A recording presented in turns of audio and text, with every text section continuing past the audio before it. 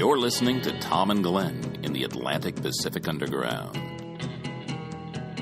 Hello, everyone. I'm Glenn here on the East Coast, joined by Tom on the West Coast, and we're in the AtPac Underground. Tom, how's it going out there in California?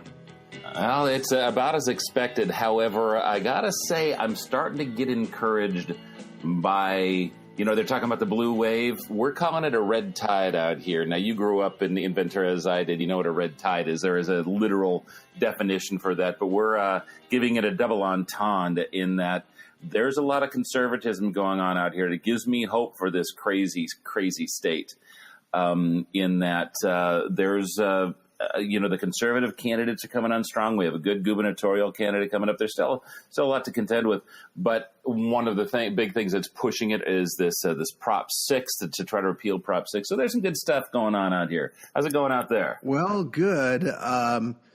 Today I went storm boating. You see, in California, you have sunny skies, nice weather. But here in Maryland, we always have storms throughout the summer. But that doesn't keep me from not boating. So I went out there and kept my eye on this big, nasty cloud. It kept approaching and approaching. And my goal in storm boating is to zip back home before the cloud gets there. Well, today the cloud. Is this a trend in Maryland? Do a lot of people do this? No, I would think I was one of two boaters. You're the pioneer. I'm the pioneer. The other boater was a fisherman. And then, of course, there was one boat returning with a load of crabs. So I was like, that was it. And that's a great thing about weekdays. It's just very few boaters. So the next thing you know, I'm having zero visibility and so your first adventure in storm boating didn't go so well, I take it. It didn't go very well. The thing I learned is that when you're zipping along just at 10 miles per hour, the rain will just splatter right in your eyeball, and then you just can't. So not only was visibility low, but you couldn't see while you were doing it. Right. You were. Oh, wow. Yeah, and then we have the GPS with the depth gauge. So I was going by instrumentation all the way back, and finally I made it. And that storm was just crazy. And the thing about it was driving home, there was flooding everywhere. But, you got to get your boating in somehow. You're living in California.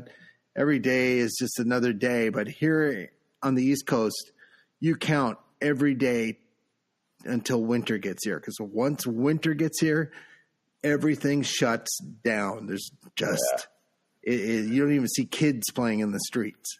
That's how bad it is. But one of the things, I was born in the Midwest and I didn't live there very long, but we've been back a bunch of times. We moved when I was got first grade. But one of the things that Californians see in movies that have the setting in the Midwest or in the Northeast that everybody out here thinks is fake is this what they call a cloudburst, where you out of nowhere, you're in a spring day, everything seems fine, and then you hear the clap of thunder and it starts raining, and everybody's thinking that's fake, that doesn't happen. It's like, yeah, it does.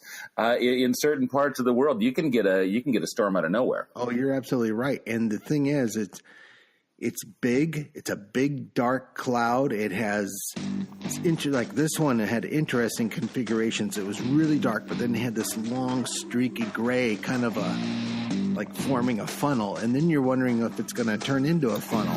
Funnel cloud. Ooh. Yeah, and so it's quite adventurous. But I have to understand that these clouds are moving faster than they look. They're massive, so they don't look very fast.